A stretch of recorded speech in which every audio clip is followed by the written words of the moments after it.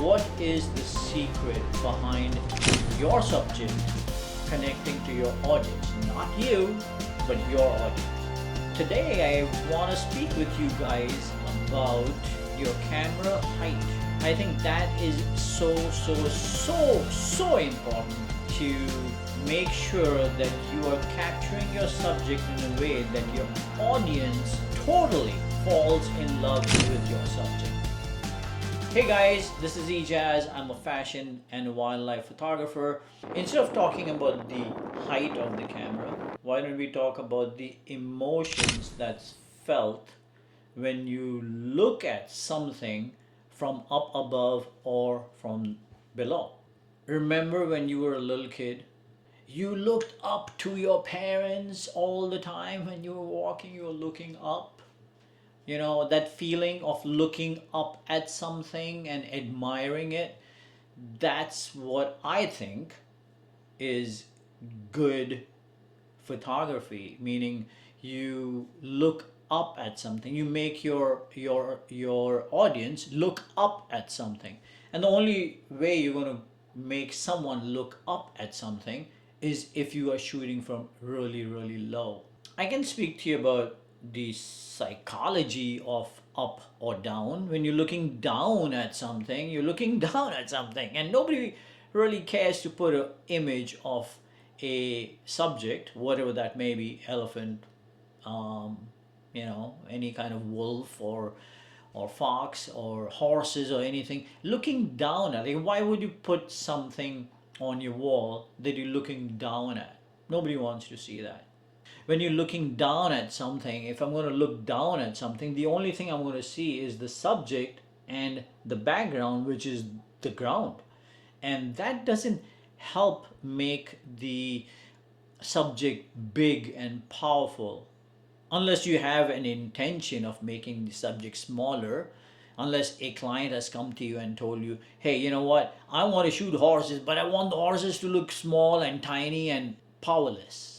But if you want to shoot for an audience that is looking to get images of horses or any animals or even models that are big and beautiful and powerful, that emotion comes from looking up. Because when you were a little child, you were looking up to your parents all the time. Whether you liked it or not, you were looking up because they were taller than you. So keep that in mind. Shooting at eye level is not bad, but shooting below the eye level gives your subject more power. And the more power and strength and stronger you make them, the more they connect. Because as humans, we do connect with people that are powerful. We connect and we tend to get drawn towards the people that are powerful. We want to feel in their surrounding, a powerful person's surrounding. It's the same thing with the photographs. If your photographs are not powerful, nobody wants to be around it. So think about that. The other thing that happens when you are shooting from below is that you are increasing the range of background, right? So when you're shooting this way, the only background, when you're looking down at your subject, the only background that you're going to really see is the ground. Not a good place to, not a good thing to show your audience. But if you're looking up, you could have blue skies, or you could have gray sky, or you could have the trees in the background which are really far off, and then you get this three-dimensional look. Like you can have something in the foreground, you can have your subject, and then you can have your background. But that will only come in a shooting from below, not when you're shooting from above this way. So there are three perspectives. One is shooting down at your subject, one is looking at your subject straight in the eye like I'm doing right now, and one is to go all the way down and shoot from below. When you're going down, you are basically creating a feeling, and the feeling is your subject is powerful, right? Because the subject becomes bigger. When you're looking at your subject with an eye level, subconsciously you are making that subject at your level. There's nothing, absolutely nothing wrong with it, but I want to be around a powerful thing, subject, person. As a photographer, I think your job is to give your audience powerful things. I think that. I mean, everybody thinks differently. Every photographer thinks differently. Every photographer will do what they feel is good. I'm just sharing tips with you on how I think and how I make my images beautiful, big, strong, confident people who look up at them. The thing that I believe gets my audience attracted to my images is basically the fact that I make them powerful. So I was supposed to be in India shooting snow leopards in the north, but I wound up in the south shooting black panthers. So I'm driving around, and I'm fortunate enough and lucky enough that I was driving around in places that were not allowed to the general public. So I'm in this in an open truck, and we have the driver who's the tracker, and then I have another gentleman. I'm not going to take the name, but pretty powerful human being there who could take me in the forest areas where people were not allowed. So we're driving, and it's my fourth or fifth day, and I haven't seen a panther. Now all of a sudden, we saw a tigress.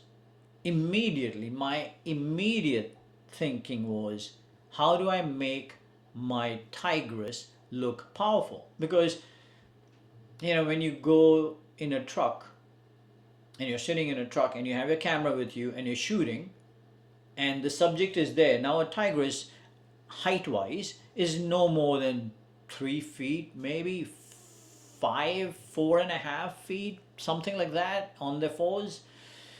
And when in a truck, you're sitting up at about 5.5, 6 feet. And now you're looking down at this gorgeous, beautiful tigress. How does that make you feel?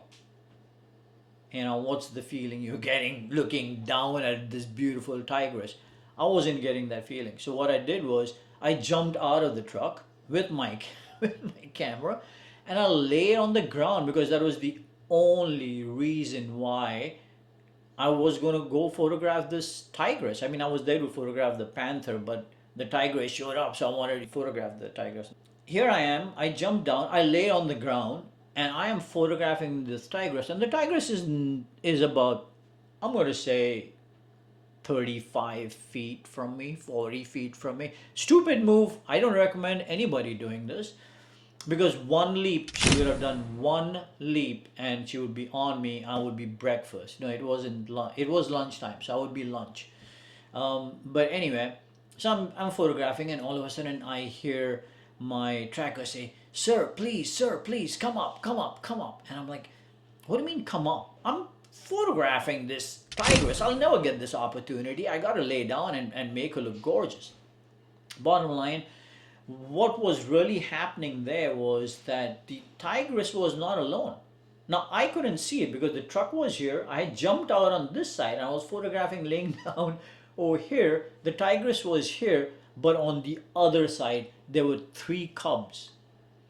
And I think the cubs saved my life. And the reason why I say this is because I have photographs, and I'm going to show them to you guys, that the tigress was so confused, like she was crossing her legs over. She didn't know whether she wanted to pounce on me or whether to go and get her cubs back onto this side. And I think that split second of her confusion allowed me to get the photographs. I made her look huge. I made her look powerful. She was stunning. And then I jumped back into the truck. When I got it, of course, I got this huge lecture from the tracker as well as the gentleman who had taken me, who allowed me to go. And you cannot get off the truck and blah, blah, blah. They were right. Always listen to your tracker. They know better. Do not do what I did. But I did it. And the reason why I did it, and the reason why I'm sharing this with you, is because As a photographer, my job is to make my subject big, grand, beautiful, bigger.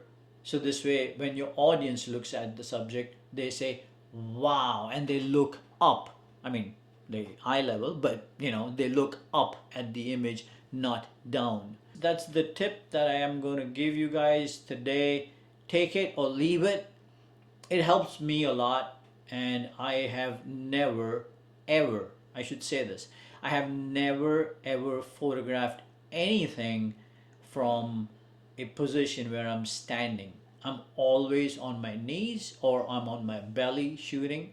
I've been to Yellowstone and I've been to all over the place, and I see photographers standing up and taking photographs, and I say to myself, what's wrong with me? There's something wrong with me. Here I am in the mud, in sewer water, laying down to get that photograph to look the way it looks.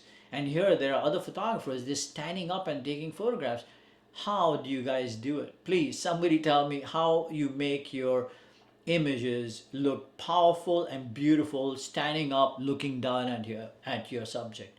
I would love to learn that trick. I hope this helps, guys. I will speak to you soon. Thanks.